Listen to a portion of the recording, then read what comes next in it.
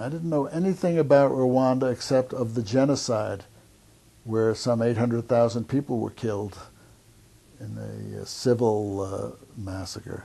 And I accepted that opportunity as well.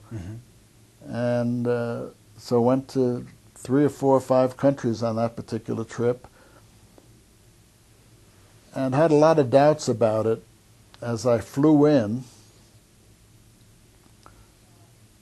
I was reading a bestseller on the genocide, and got very nervous because I said, I don't know anything about Rwanda really, or the genocide, and I don't know what I can do for folks here. I don't know.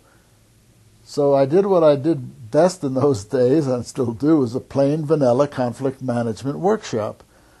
And the participants were teachers, community leaders, and some ministers. And it was at the U.S. Information Agency's offices, and lasted a week. And I thought it was pretty effective, but people are always very nice. They're glad to be there. Sometimes people come to these things because they think maybe I'll have a chance to go back to the States at some point, and sometimes they do. Sometimes they go because it's a nice way to spend some time. And I began to wonder afterwards whether it really had any impact. I had an opportunity some 6 months later to go back to Uganda to help them with a media problem. And I took advantage of that to return to neighboring Rwanda to visit with some of the people who were in my workshop to see whether it had any lasting impact and whether they felt it was useful. And one of the people I visited was the head of the trauma center, which was a private organization for survivors of the genocide that provided assistance to victims of the genocide, children, traumatized children.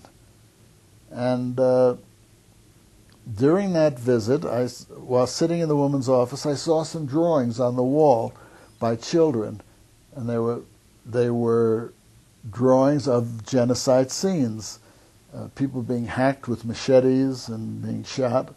And the administrator saw me looking at the pictures, and she said, "Don't ask for any. Everybody does, and we're running out of them. I don't want to give them all away." I said, "Well, why don't you sell them? You were telling me how short of money you are. Maybe you could make some money that way, because a lot of foreign people would come in, and you could sell them. You could even make some good photocopies of them in color." And she said, "Could you help me with that?"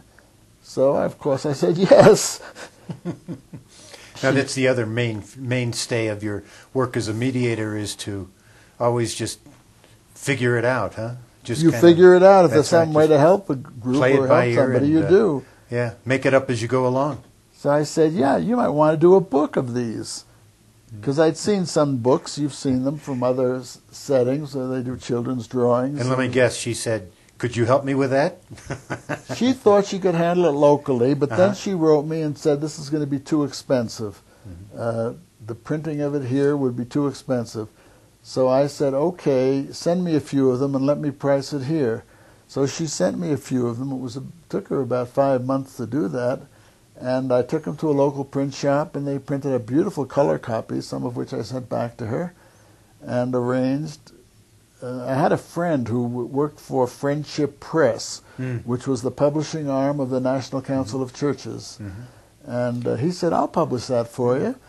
I showed him the pictures, and we started to draft the book.